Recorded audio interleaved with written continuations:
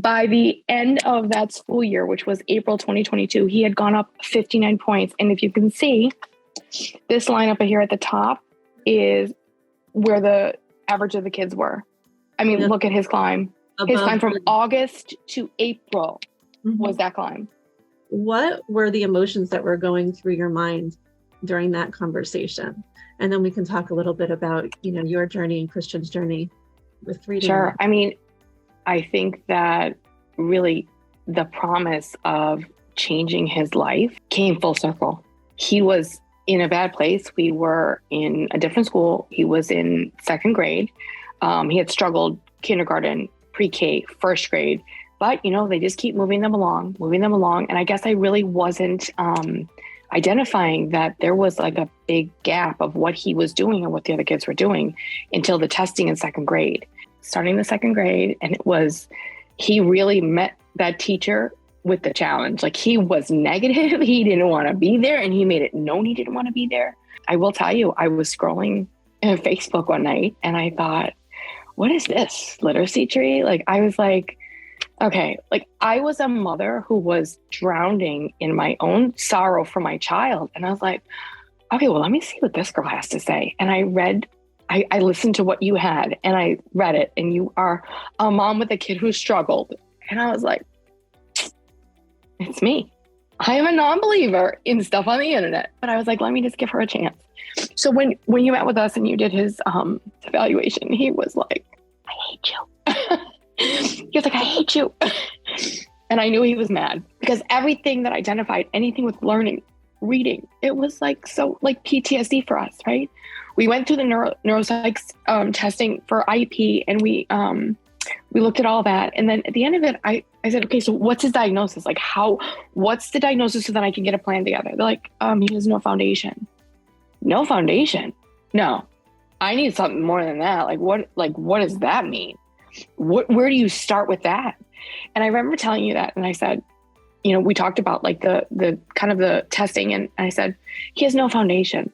He doesn't have a diagnosis. You're like, that's okay. The teachers you have I feel like that they're ready for that and they ignore it. And they're just like, Christian, it's your turn. Like, it's just about like, okay, so we're going to not identify that is what you're acting like today. And we're going to keep it moving. And they did. And then he got into it. And then he saw that, yeah, I can do this. And like, they would do test outs. And then it's the first time I ever saw him not embarrassed to read out loud. He was participating and he was doing his part. And, it was a non-confrontational, non-judgmental forum for him to be able to be, hey, listen, either I could do it or I can't. But he was okay with that, which was different than what we had experienced before in the other school. And then this really took, I'm going to say it took wings. We did everything. We started from roots, and then we did the second course, and then we did the climb, and then we did the next one. And I'm just going to tell you, like, every little bit, he started to excel at school. So what he was learning in the little, we call them tricks of the trade, he started to be able to apply them at school. And the teacher's asking me, and his IEP teacher's asking me, she's like, what are you guys doing at home? I go, well, I mean, I'm not doing anything. I'm really just kind of making sure he has a forum with Literacy Tree. And they are teaching him the foundation that he didn't have. And I'm going to tell you, so the scores of tests of children are so scary to me, right? I feel like that they half predict what a child's future will be. And it can either make or break them, right? And so we were broken on our first round of testing. We used Star Family Report. And I was like, well, what do these numbers mean, right? Like, this doesn't look like good numbers. And you then repeat it in 6 to 8 months later. And so we did it. It was so funny. Everything started in August 2020. And then we were retested in 2021. The scores were amazing. And I'm going to share them with you because I think that people need to see this, right? Like, these are official testings from school. So one is the STAR report, right? So you can see that he did at a 0.7 to 1.7. And then this was his score at the end of last year, finishing his second time of second grade after we had finished the 3 courses. And he had gone up an entire standard deviation. Like, that's big stuff. Amazing. Big stuff. One of the other things we use, iReady is kind of one of the forms that we also use to test the kids. And, I was like, wow. So you can see here his progression from 21 to 22. So the first test, as you can see, this is 2021 August, which I think I started with you in August. And then we see that he was tested at right before Christmas break in 2021. And you can see he had gone up almost, I think, 18 points. By the end of that school year, which was April 2022, he had gone up 59 points. And if you can see, this line up here at the top is where the average of the kids were. I mean, look at his climb. His climb from August to April was that climb. So that climb was like huge. And they wanted to know at the school, what are you doing? I mean, something just happened here. And I said, no, something didn't just happen. Form that your teachers give is so not scary. It's not scary for them. And I will tell you, he was, I'm going to say slowly, really started to ease up on that being guarded and being afraid and really come into his own. Like he's reading in class now. They do small group and he like takes his turn, which like for a mom, like that is just amazing. And again, I saw a kid who was really mentally and emotionally broken. Like what this does to kids about these testing and puts them in categories. I mean, he was destroyed. So, I mean, I just can't thank you enough for putting the teachers you have together and the program you have together. Like it changed his life. Children with disabilities have a much higher increase rate of, going down the wrong road, having legal problems, not finishing high school. I feel like you guys changed my kid's trajectory. So I'm thankful for you for speaking about this, because I do hope that this helps other parents see that their children can do it. And sometimes, like even with Christian, he does not have a reading disability. He does not have a language-based learning disability. He just, like you said, did not have the foundation and never just had the opportunity to develop it.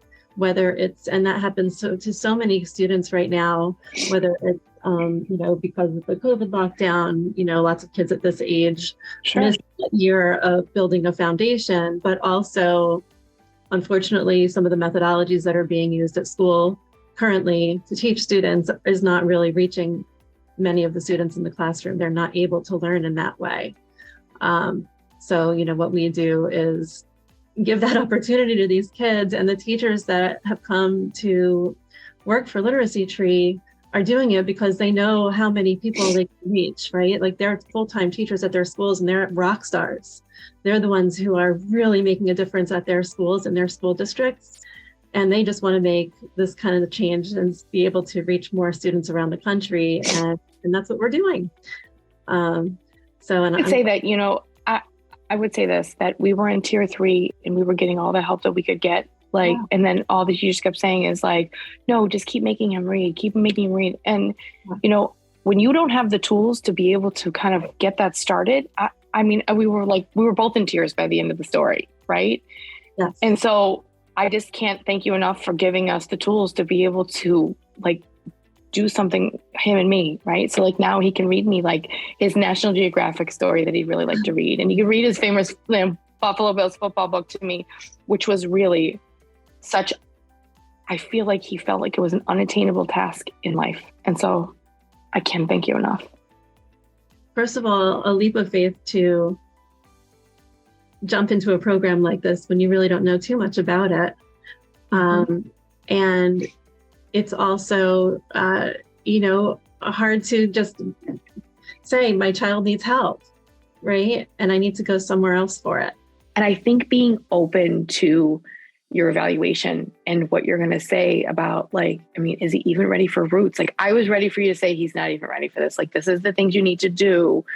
And when you're like, okay, well, let's start it with roots and let's see how it goes. And, I think that you I was ready to hear whatever you were going to say. And I think I was projecting negativity. And when I heard that we can start, I thought to myself, okay, so now I didn't even know where we could start. Right. And so that's such a scary place. I want to help him. We could do whatever. But the advice that I was getting from the school and the teachers and the specialists, okay, that didn't really help us. Read more. Read more does not help us. So when you start to decode them and when you start to go into the fundamentals of learning how the different letters come together, because it was taking us maybe 45 minutes to read 5 sentences, who can get the concept after that? Can we go back and read it one more time? And so now he reads it with such ease, and going back to then say, okay, what was the point of the story and stuff like that? But I can't even thank you enough. Can I tell you, you said it completely correct. It was a leap of faith. I was a desperate mom scrolling through Facebook thinking to myself, what am I going to do next? And when I saw your stuff, I can't even tell you how much I believe in you and your whole philosophy. I think something else that really kind of touched me was that you were so kind, and I felt like you gave me like a pass, like, okay, like this is where we're going to start. And I felt like you were able to take over because, when you have no idea what to do and someone's going to be like, okay, this is what we're going to do first. Watch how this happens. And it did. And we're like, wow, we're a year later. And like, I can't thank you enough.